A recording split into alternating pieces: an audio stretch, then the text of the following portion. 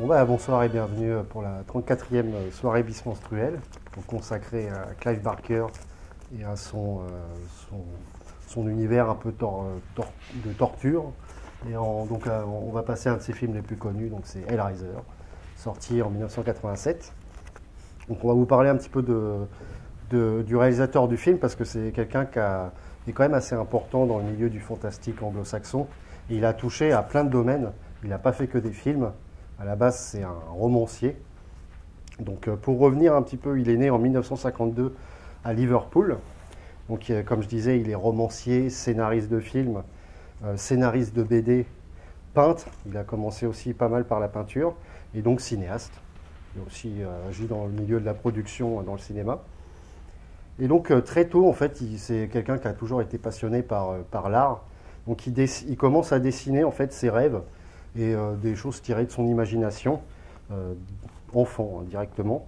Et durant son adolescence, en fait, il va s'intéresser à des écrivains comme Shakespeare, William Blake, et aussi Edgar Allan Poe, qui est très très important pour lui, qui va vraiment façonner son imaginaire et son amour du fantastique. Et donc c'est vraiment un de ses écrivains préférés. Voilà, il le dit assez souvent.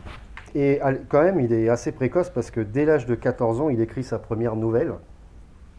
Ensuite, il va passer 3 ans à la Liverpool University, où il étudie la littérature anglaise. Et là, il va écrire des pièces de théâtre, parce que c'est aussi un dramaturge. Il a monté pas mal de pièces de théâtre et écrit. Et début 70, il tourne deux courts-métrages en 70 et en 71, dont un qui est, c'est son plus connu, c'est dure environ 30 minutes, ça s'appelle The Forbidden. Alors je sais qu'il est disponible en Blu-ray en Angleterre, mais je ne crois pas qu'il soit disponible en France par contre. Alors en 73, il va quitter son Liverpool de son enfance, et il va s'installer à Londres. Et là, en fait, il va y fonder plusieurs compagnies de théâtre. Et il va, dans ces compagnies de théâtre, alors il va faire plein de rôles. Donc il va écrire les pièces, il va être aussi metteur en scène, et aussi même parfois acteur en fait. Donc ça, c'était vraiment sa passion, le théâtre. Et en parallèle, il va écrire un bouquin qui est très important, et j'ai même envie de dire fondateur dans ses écrits vraiment fantastiques, avec un univers, vous allez voir, très dark, gore, voilà, avec des choses assez sombres. Donc il s'appelle Les Livres de sang, qui sont en plusieurs tomes. Donc c'est à cette période où il commence à les écrire.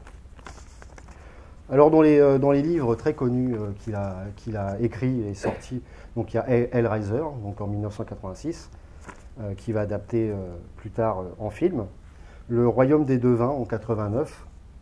Cabal, qui est sorti donc en 88. Et Imagica en 91, qui est en plusieurs tomes. Alors après, je vous conseille d'aller voir ce qu'il a fait en écriture, parce que c'est vraiment assez fourni, il y a beaucoup de choses. Et voilà, c'est dur, parce que d'ailleurs il n'est pas hyper bien édité en France. C'est un peu dommage, mais... Et donc, on va lui faire des propositions, forcément, pour entrer dans le milieu du cinéma. Lui, c'est ce qu'il voulait, en fait, c'était écrire aussi des scénarios, essayer d'adapter son univers au film. Bon, le problème, c'est que ça commence assez difficilement. En 85, il va écrire le scénario pour un film qui s'appelle Transmutation, réalisé par Georges Pavlou. Et apparemment, le réalisateur du film a réécrit le scénario sans vraiment lui dire. Le film, c'est un film à tout petit budget de série Z. Ça a été un échec, hein, clairement. Ensuite, il a écrit un autre scénario pour un film qui s'appelle Rawhead Rex en 86. C'est quelque chose quand même. Ça parle d'un monstre à moitié sur des fantômes irlandais en quelque sorte. Donc ça se passe dans un village de campagne en Irlande. Puis une sorte une créature monstrueuse qui arrive, puis qui tue des gens. Le film est vraiment pas terrible. D'ailleurs, par contre, ça peut rappeler un peu son enfance, parce que son père est d'origine irlandaise. Donc c'est peut-être pour ça qu'il a écrit ce scénario. Il va écrire quand même des bons scénarios, hein. On peut citer Candyman en 92, donc réalisé par Bernard Rose, et c'est aussi le producteur de ce film. Il va écrire la suite aussi en 95. Après, au niveau de la réalisation, parce que mine de rien, c'est quand même un des rares écrivains qui va lui-même décider d'adapter ses romans en film. Donc il passe derrière la caméra pour réaliser 3 films en tout. Donc Hellraiser en 87, c'est son premier, qui est vraiment un succès commercial. C'est un univers très original pour l'époque. Bon, on n'avait pas vraiment vu ça sur grand écran. Ensuite, il va réaliser Cabal en 90, donc tiré d'un de ses romans. Alors, avec notamment dans un rôle de tueur David Cronenberg, voilà, qui joue dans le film, qui est plutôt flippant d'ailleurs, avec un masque assez horrifique. Et par contre, ça c'est plutôt un échec pour lui au box-office. Le film n'a pas très bien marché. Et lui, il dit que c'est à cause du remontage qu'a fait la Fox de son film. Donc, franchement, moi je trouve qu'il existe une director's cut d'ailleurs de ce film, mais je trouve que le montage qu'on connaît est bien. Moi je trouve que c'est vraiment un bon film, avec beaucoup de monstres et tout, des choses qui se passent en souterrain. Et donc son dernier film en tant que réalisateur, c'est Le Maître des Illusions, sorti en 95, qui est assez sympa aussi, qui est une sorte de néo-noir un peu bizarre avec du fantastique, voilà, et puis des rites un peu sataniques qui arrivent dans l'histoire. Et après, il a aussi produit des films. Donc, Marvin va vous en parler un petit peu plus tard, mais il y a eu pas mal de suites à Hellraiser. Donc, il en a produit quand même les 3 suites à celui-ci. Donc, Hellbound et Hellraiser 2 en 88, Hellraiser 3 en 92 et Hellraiser Bloodline en 96. En 98, il va aussi produire un petit film qui n'est pas très connu en France, hein, mais il paraît qu'il est assez sympa. C'est Gods and Monsters. En 2008, il va produire un film qui s'appelle Midnight Meat Train, avec Vinnie Jones qui joue un tueur dans un métro, réalisé par un japonais qui s'appelle Ryuhei Kitamura. D'ailleurs, j'avais amené des BD, je vais vous les montrer après, quand il parlera. Parce qu'en fait, ce film-là est inspiré d'une petite histoire qu'il avait écrite pour une BD, parce que, comme je disais, il a été aussi scénariste de BD, et souvent c'est vraiment très très bien, quoi. Et d'ailleurs, je préfère largement l'histoire en BD plutôt que le film est un peu difficile à regarder. En 2020, il va aussi produire un film qui est adapté d'un de ses romans, donc Books of Blood, donc les livres de sang dont je vous parlais tout à l'heure. Et en 2022, donc c'est aussi le producteur du dernier Hellraiser qui est sorti en date. Donc voilà. Bon. Je vais vous parler un peu du film du coup. Donc pour ceux qui connaissent un peu, le film en français s'appelait Le Pacte. Bon, c'est un titre un peu idiot, mais en fait, je pense que les Français de l'époque ne savaient pas qu'il allait y avoir des suites, donc ils ont appelé le film Le Pacte, comme ça faisait beaucoup changer le nom des films. Donc c'est un peu stupide, mais voilà. C'est une production 100% britannique. Donc comme l'a dit Bastien, le réalisateur est aussi le scénariste, Clive Barker. Donc il a changé quelques éléments du bouquin, en fait, quelques petites modifications, notamment sur le personnage de Julia, par exemple, qui est dans le bouquin presque le personnage principal. Et la tueuse entre guillemets, que dans le film elle est un peu plus absente, on va dire. Je vais vous parler de la musique, vous allez voir c'est une musique vraiment très ambiante et un peu anxiogène, qui rappelle un peu Danny Elfman pour ceux qui connaissent dans l'esprit. Alors Christopher Young il a fait pas mal de BO de films, plutôt en début de carrière du cinéma bis et après des films plus connus. Alors il a fait la BO de Freddy 2, bon, pas très mémorable, mais L'invasion vient de Mars de Toby Hooper, qui est un film très sympa qu'on vous conseille. Trick or Treat, qui est un film sur le hard rock qui est vraiment cool, je vous conseille vraiment. Hellraiser 2, La Mouche 2 aussi qui est très dur à regarder, c'est chaud ça. La part des ténèbres de George Romero qui est très sympa. La Mutante, Urban Legend, Hurricane Carter avec Denzel Washington, monté en grade. The Grudge 1 et 2. Ghost Rider aussi avec Nicolas Cage, lui qui a fait la musique. Spider-Man 3 de Sam Raimi. Et le dernier Cimetière qui vient de sortir il y a quelques années là, c'est lui qui a fait la musique. Entre autres, il a une très très grande carrière. Mais d'ailleurs, je vous conseille d'écouter la musique aussi à part. C'est très agréable à écouter, enfin, agréable entre guillemets. Au niveau du budget, donc le film a rapporté 14 millions de dollars pour 1 million de budget, donc c'est quand même pas mal. C'est un vrai succès commercial. D'ailleurs, c'est pour ça que je pense qu'il y a eu 10 films après. Le film a gagné un prix à Avoriaz en 88, donc il n'était pas dans la compétition officielle, mais en hors compète. Il a gagné le prix spécial de la peur, donc décerné par Sidney Lumet, je crois, qui était le président du festival. Donc c'est pas mal. Je vous parle un petit peu du casting du film, donc ça va aller vite parce que les acteurs sont pas très connus. Donc dans le rôle du père, Larry Cotton, il y a l'acteur Andrew Robinson, qui est un acteur qui a une tête assez particulière. Alors il est surtout connu pour avoir joué le méchant dans Inspector Harry de Don Siegel. C'est le mec qui shoot des gens au fusil à lunettes. Donc c'est un très très bon film et un très bon rôle. Il joue dans Cobra aussi de Cosmatos avec Stallone. Et il joue aussi dans Chucky 3. Voilà, c'est un petit film comme ça. Et il joue aussi dans la série Star Trek Deep Space Nine que je n'ai pas vue, donc je pourrais pas vous dire qui il fait dedans, mais il joue dans cette série. Donc l'actrice qui fait sa femme dedans, Julia Cotton, est jouée par Claire Higgins. Pareil, elle joue dans quelques films mais pas très connus. Elle joue dans le 2. Elle est bien comme actrice, qu'elle a un côté hyper flippant. Enfin, personne ne la voudrait comme belle-mère. Hein. Elle est assez efficace.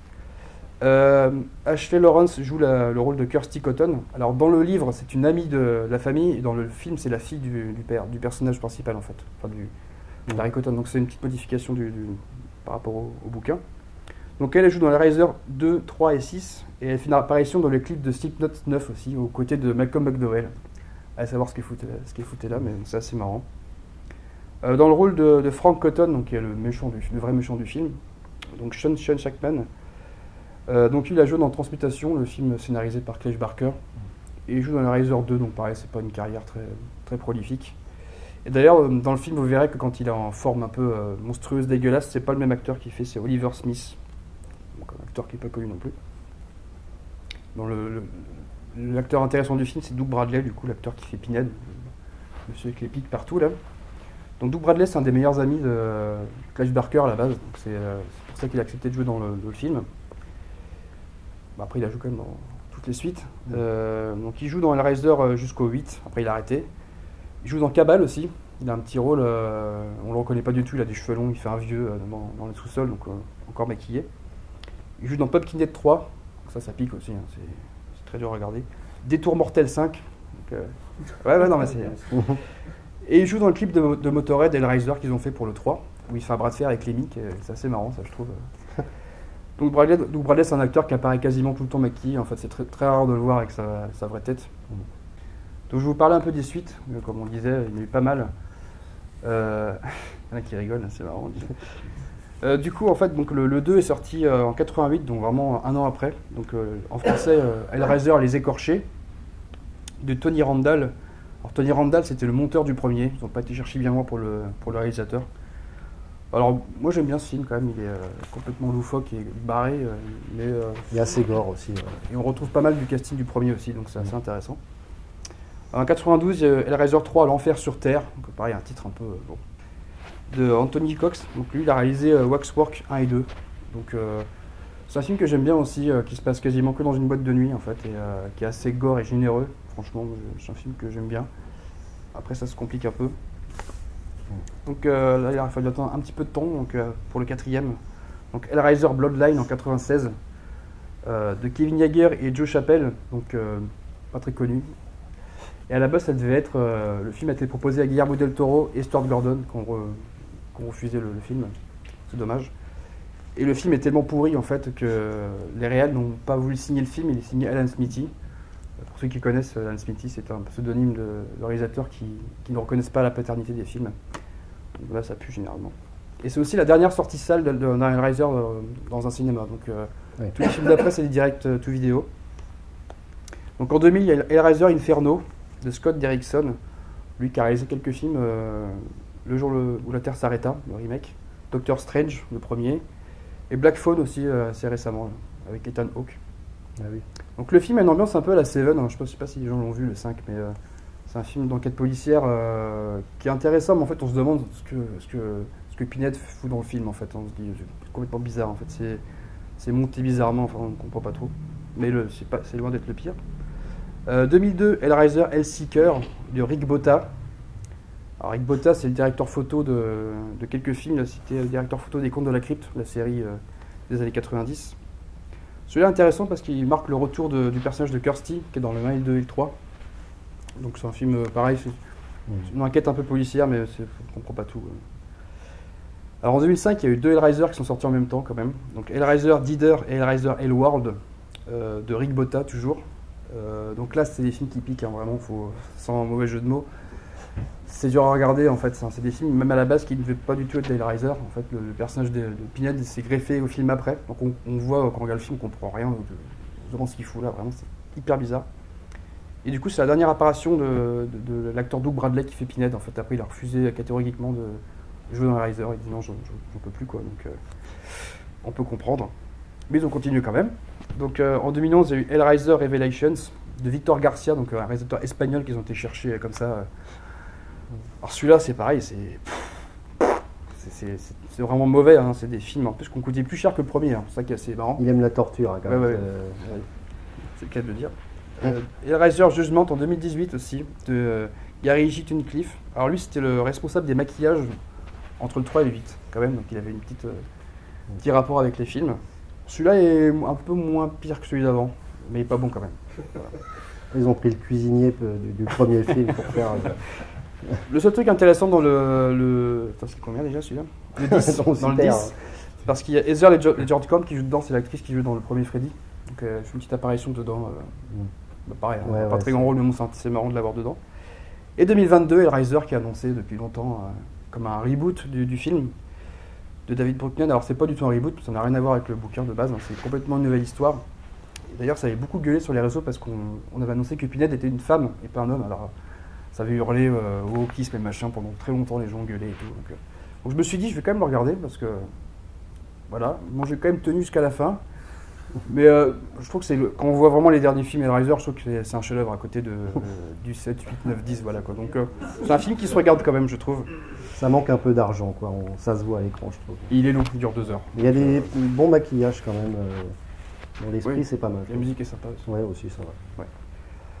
Donc voilà, désolé pour avoir infligé toute cette information, mais j'espère que vous passerez un bon moment. En tout cas, c'est un film qu'on aime beaucoup et dans le milieu du SM, un peu, c'est cool, quoi. On s'est pas bien en cuir, on n'a pas eu le temps, mais non, voilà, Et pour finir, juste par rapport, j'en ai ramené que 2 des BD. Alors, je vous conseille celle-ci qui est vraiment sympa. En fait, c'est pas qu'une histoire entière, c'est plein de petites histoires. Et là, tout est réuni sur l'univers du cinéma. Et franchement, c'est une des meilleures, je trouve. Et Midnight Meat Train, elle est dans celle-là. Donc, voilà, c'est le tome 2. 100%, ça s'appelle. C'est marrant ce qu'il y a écrit derrière aussi. Ouais. Il a écrit « J'ai découvert l'avenir de la littérature de terreur. Il s'appelle Clive Barker. » Et c'est Stephen King qui dit ça. Donc, c'est pas mal quand même. Donc voilà. Bonne séance à vous. Bon film, ouais.